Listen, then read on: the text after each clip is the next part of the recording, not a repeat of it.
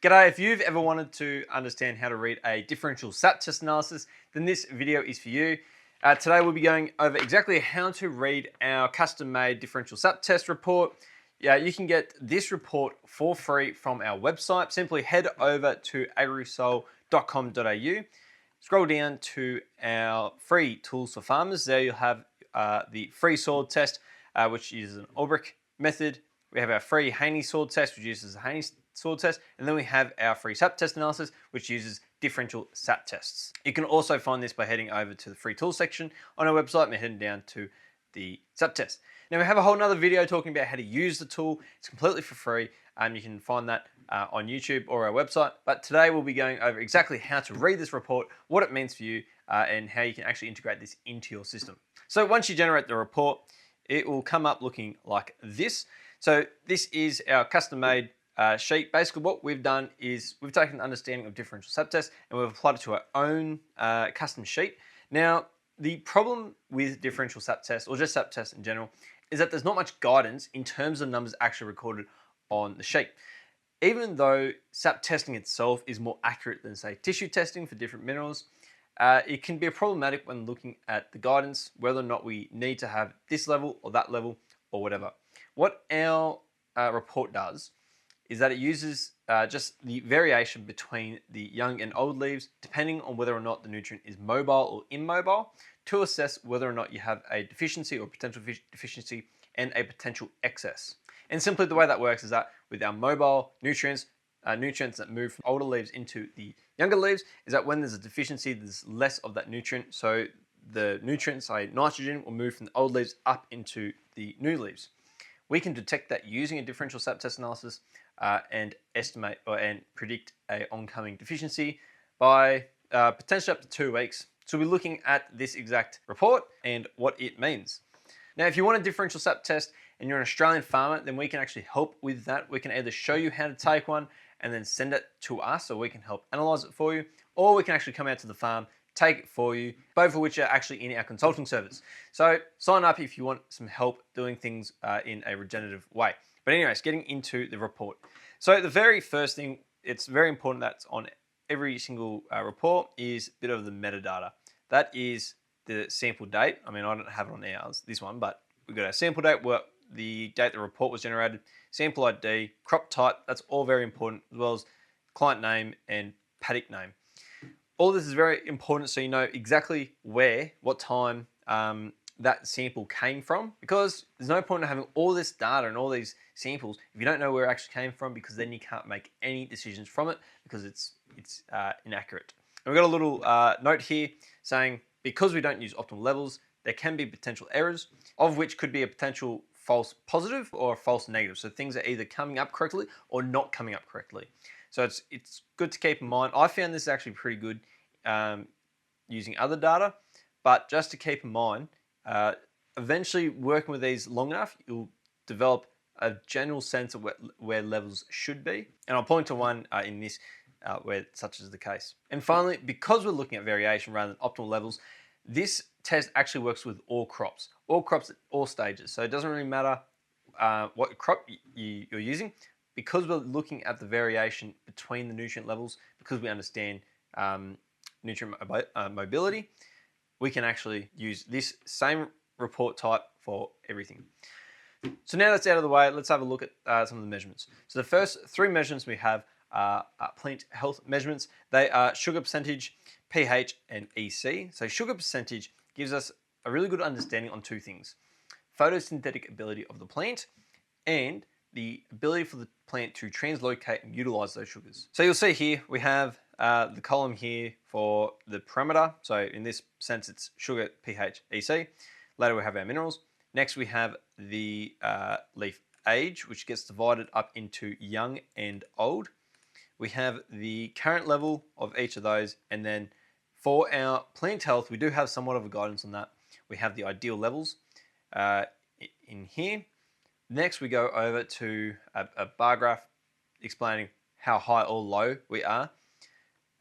This is a really useful tool because we can actually compare all the different deficiencies or excesses to determine what would be a most limiting factor.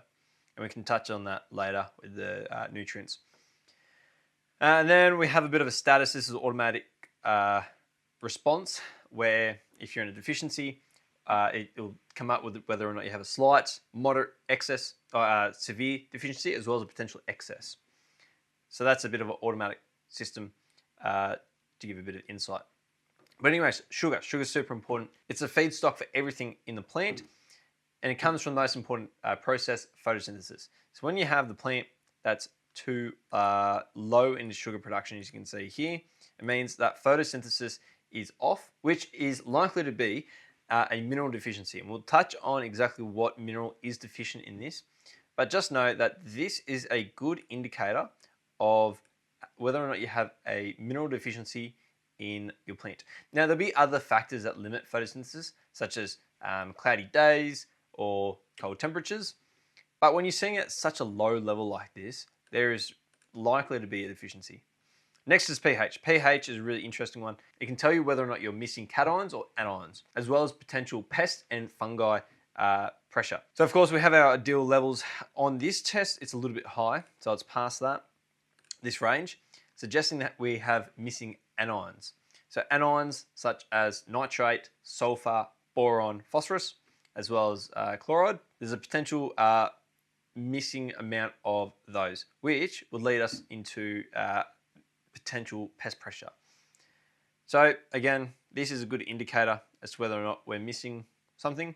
And finally, our electrical conductivity. So this is the amount of dissolved minerals or ions in our plant sap. This is also a really good indicator of whether or not we have potential excesses when it's a high number, or whether or not the plant's actually not taking up enough nutrients. And so we can detect root damage or limitations in the root zone to prevent the uptake of nutrients. So that's generally what EC is used for. EC can be a little bit misleading if the sample's been dried out or not, but overall, looking at each of these, we can get a good gauge of whether or not the plant's healthy. And I would say that the most important one is sugar percent, or Brix as well. It's a different range, but similar vibe. So most importantly, sugar's low, photosynthesis is low. That's bad. We don't want that. Next, pH. pH is high, so potential pest pressures, as well as potential missing ions.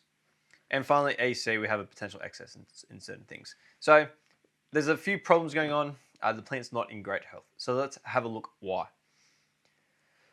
So we come down here to the nutrients in the plant. Now, the other thing that is in this report, or this section of the report, is this here, our YO value. Our young over old is the percentage of the nutrients in the young leaf compared to our old leaf. So you can see here for potassium, there's 26% more potassium in the younger leaves than there is the old leaf.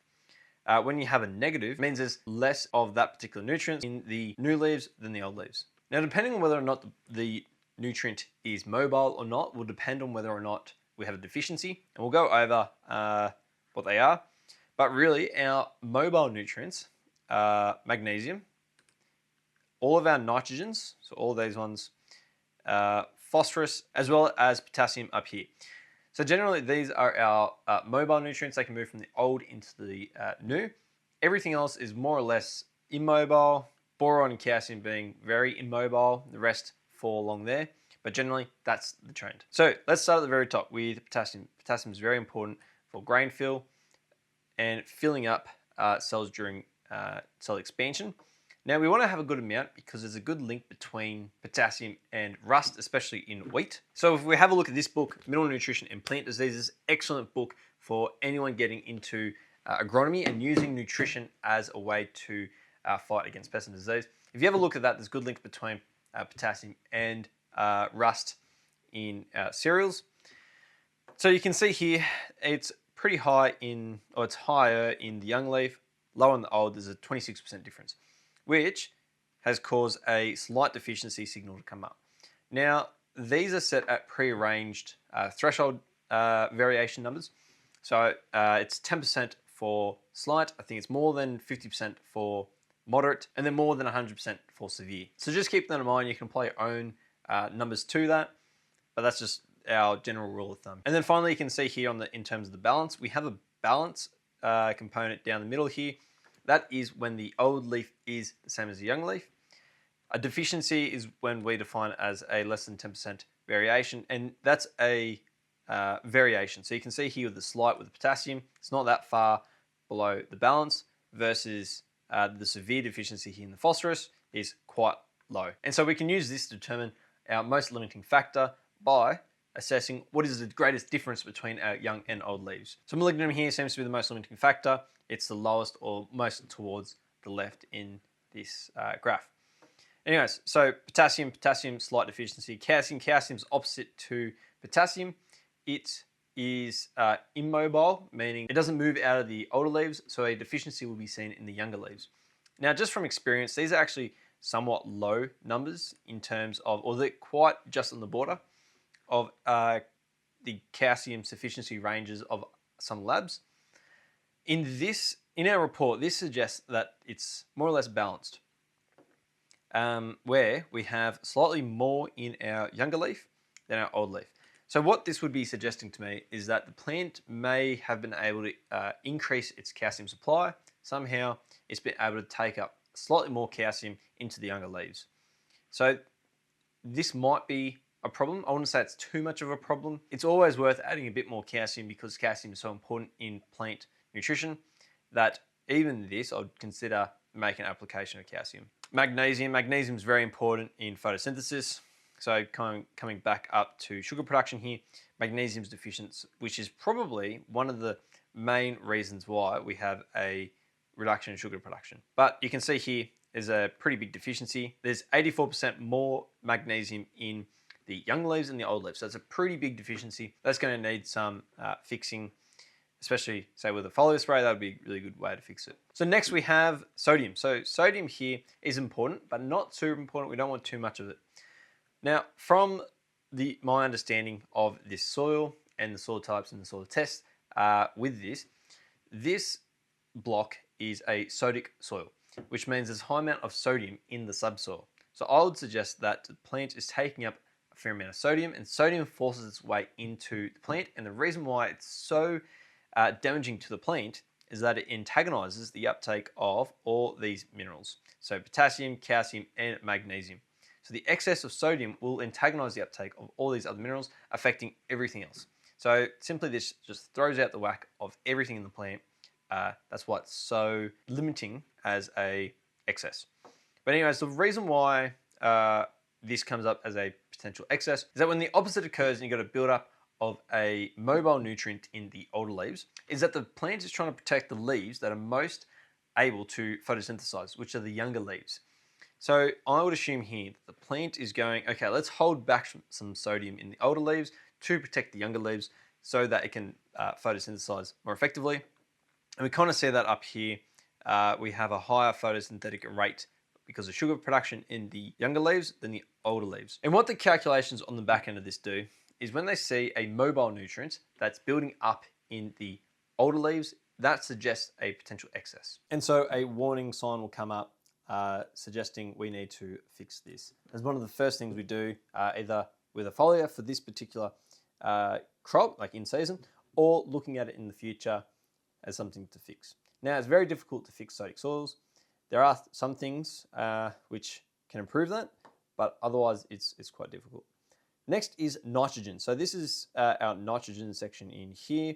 We have ammonium, nitrate, and total nitrogen, all of which is super important to get done. So ideally we want no ammonium and nitrate. So ideally I probably need to fix up this to say we want none. And the reason why we don't want any nitrogen in our sap, amino acid or inorganic or whatever, is that free nitrogen is a food source for pest and disease. And so Chibusu in this book called Healthy Crop, he outlines basically pest and disease pressure are a symptom of unhealthy plants. So plants that don't have the right nutrition. And one of the things that pest and disease are seeking out is high amounts of nitrogen in the sap.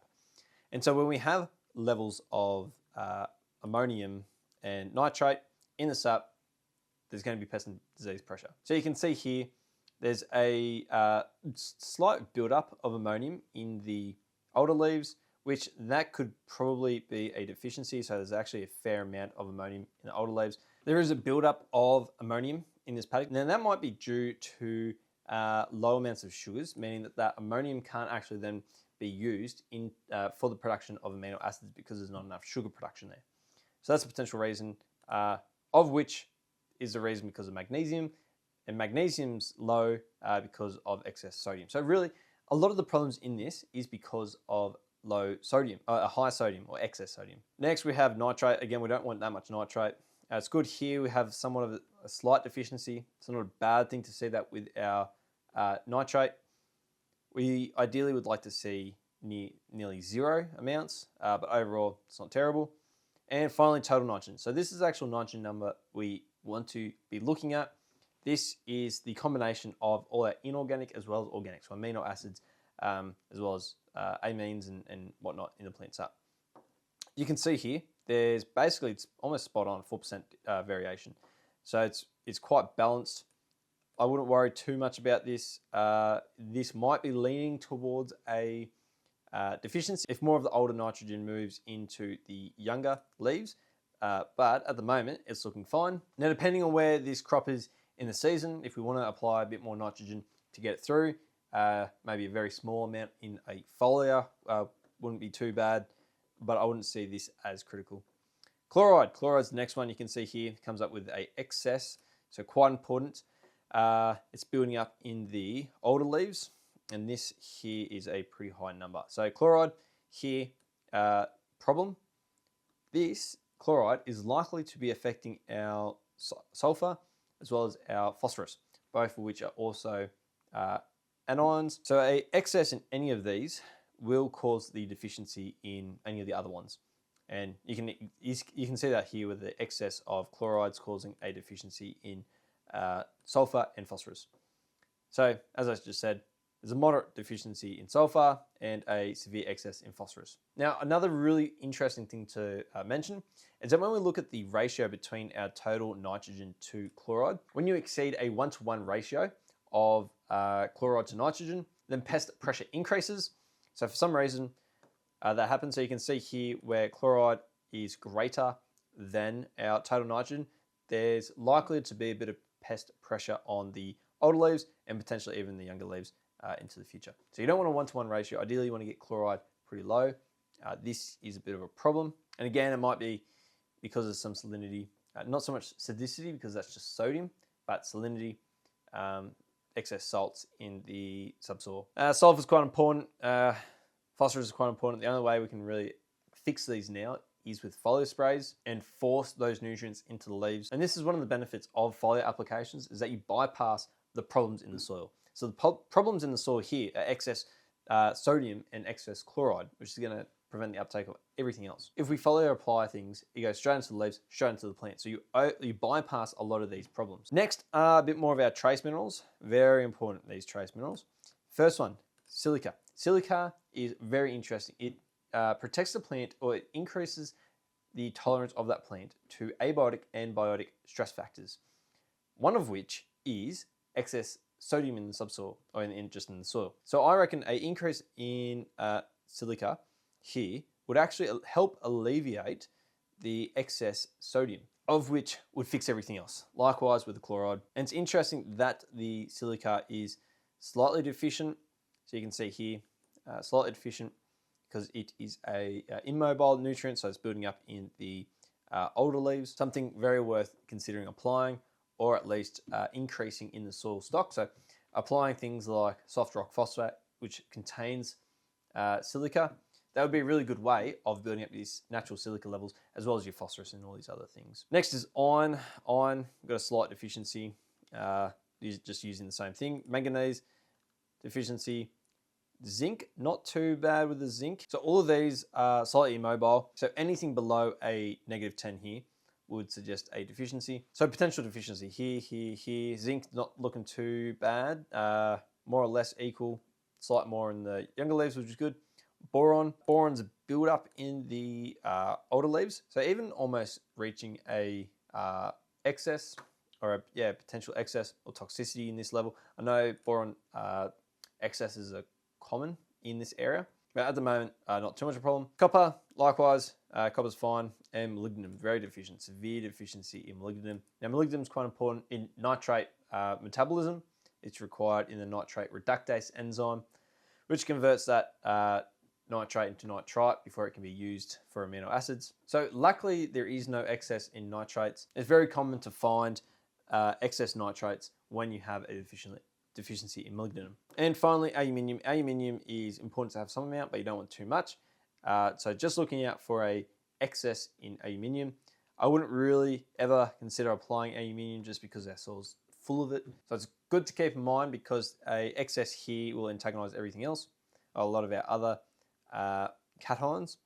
So just keep in mind excess there, but deficiencies don't really matter too much. So when we look at what's going on here, reading from that top-down picture, I would say what's going on is that we have limited photosynthesis because we have an excess sodium causing a deficiency in magnesium. So the magnesium will be reducing the photosynthetic ability of the plant. And the reason why we have excess sodium as well as chloride is because we're on sodic soils or sodic subsoil. There's two things I'll do to fix this, and it's quite difficult to do that in season.